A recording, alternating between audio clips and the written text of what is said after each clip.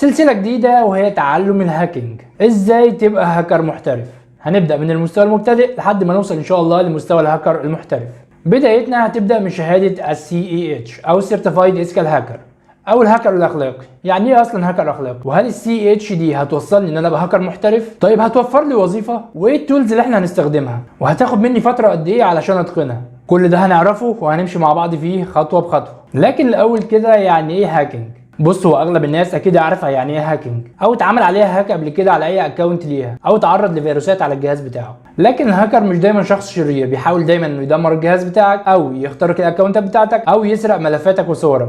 في النوع ده، لكن في برضه نوع تاني هو الجود هاكر. بص خلينا افرق لك بينهم. الباد هاكر بنرمز ليه بالبلاك هات هاكر، تمام؟ والجود هاكر بنرمز ليه بالوايت هات هاكر اللي هو الايثيكال هاكر اللي احنا بنتكلم فيه، او الهاكر الاخلاقي. والاثنين عندهم مهارات عاليه جدا ان هم يدخلوا ويخترقوا الجهاز بتاعك ويسرقوا ملفاتك ويزرعوا كمان فيروسات. وممكن تبقى المهارات دي مختلفه من هاكر للتاني. يعني هنلاقي واحد مثلا النتورك سكيلز عنده عاليه جدا، واحد تاني السيستم سكيلز، واحد تالت ممكن تلاقيه بروجرامر او ديفلوبر.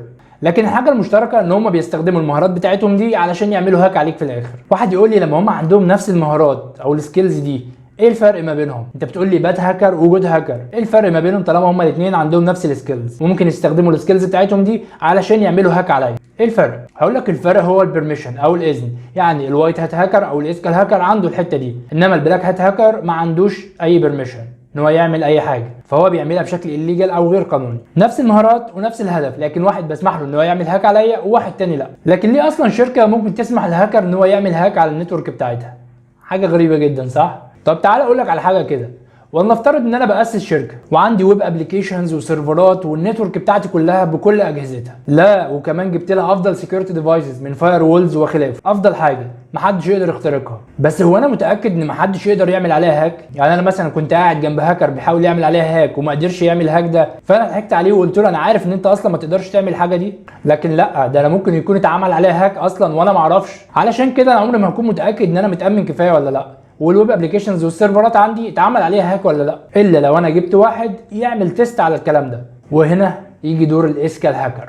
هو هاكر انا بجيبه بقول له تعالى ممكن تيجي لو سمحت تعمل هاك على السيستم عندي او على النتورك عندي، انا عارف انها متامنه كفايه وعارف ان انت ممكن ما تقدرش تخترقها، لكن حاول، ولو قدرت انك تعمل عليها هاك عرفني. وهو فعلا هيعمل كده وهيحاول يعمل عليها هاك، ولو نجح انه يعمل هاك على النتورك بتاعتك ما تخافش، هو مش هيسرق ملفاتك ويروح يبيعهم على الدارك ويب او حتى يسرق فلوسك. هو بس كل اللي هيعمله انه هيعمل لك تقرير مفصل وهيقول لك انت لازم تصلح الجزء ده او الحته دي، لان هي دي الثغرات اللي انا قدرت استغلها علشان اعمل هاك على النتورك بتاعتك، وانت في النهايه هتدفع له على اللي عمله ده. في نوع تاني وسط كده اسمه الجري هات هاكر، وده ممكن يخترق النتورك بتاعتك بدون اذنك، لكن ما عندوش اي نوايا شريره انه يخرب اي حاجه. وفي اللي ممكن يخترق النتورك بتاعت الشركه بدون ما يسرق اي ملفات او يخرب اي حاجه، لكنه بيعرف الشركه ان هو عمل عليهم هاك، بيقول لهم بصوا يا جماعه انا عملت عليكم هاك واكتشفت ان في ثغرات عندكم ممكن اي حد يعمل عليكم هاك بيها. لا، وكمان بيطلب منهم فلوس كمان على الثغرات اللي هو اكتشفها عندهم في السيستم او في النتورك. والنوع ده طبعا مش قانوني بنسبه 100%، علشان كده ابعد عنه، ما تحاولش تعمل كده من النهايه.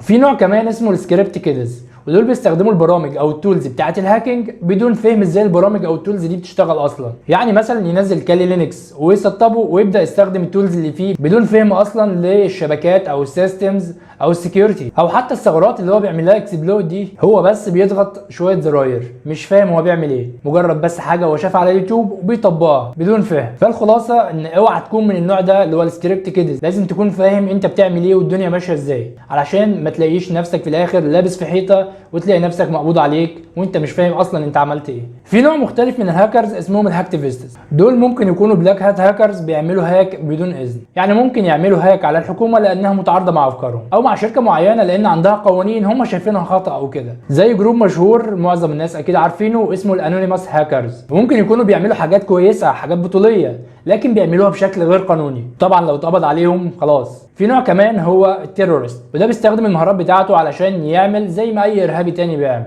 وفي الستيت سبونسرد هاكرز، ودول اللي بيشتغلوا عند الدوله علشان يتجسسوا لصالح الدوله على دوله تانية او كده. اذا فالحوار كله هو الموتيفيشن او الدافع اللي عند الهاكر علشان يعمل الحاجه دي. ليه بيعمل الحاجه دي اصلا؟ الخلاصه انا عايزك تبقى وايت هات هاكر او اسكال هاكر، ما تحاولش تجرب اي نوع من الانواع اللي فاتت دي. طيب دلوقتي هو انت جاهز علشان تتعلم السي اتش؟ يعني هو انت مثلا لازم تبقى خبير في الشبكات والسكيورتي والسيستم ادمنستريشن، طبعا ويندوز ولينكس، والبروجرامنج او السكريبتنج؟ هقول لك لا، اكيد لا. هقول لك بس لو انت عندك معرفه بسيطه بالكمبيوتر والشبكات وجربت تنزل قبل كده وليكن نسخه لينكس زي اوبونتو وحاولت تلف فيها كده، فدي هتبقى حاجه كويسه. لكن لو جيت بدون اي معرفه مسبقه بالشبكات او الكمبيوتر هتلاقي صعوبه شويه في انك تفهم معظم المصطلحات اللي هتقابلك. وده كان الجزء النظري. في الفيديوهات الجايه هنبدا ان شاء الله الجزء العملي، وهنشرح فيه خطوه بخطوه مراحل الهاكينج، وازاي تبدا تعمل هاك بطريقه صحيحه وطريقه قانونيه، وكمان ازاي تخفي اثارك علشان محدش يعرف ان انت كنت بتحاول تعمل هاك عليه. دي حاجه ممتعه جدا على فكره، وهنعرفها بالتفصيل. فانتظروا الفيديو الجاي لانه ممتع جدا وهتستفيدوا منه بشكل كبير جدا بعد كده. علشان كده اشترك في القناه واعمل لايك للفيديو، متنساش تفعل الجرس عشان يوصلك كل جديد من فيديوهات الهاكينج، واشوفكم الحلقه الجايه.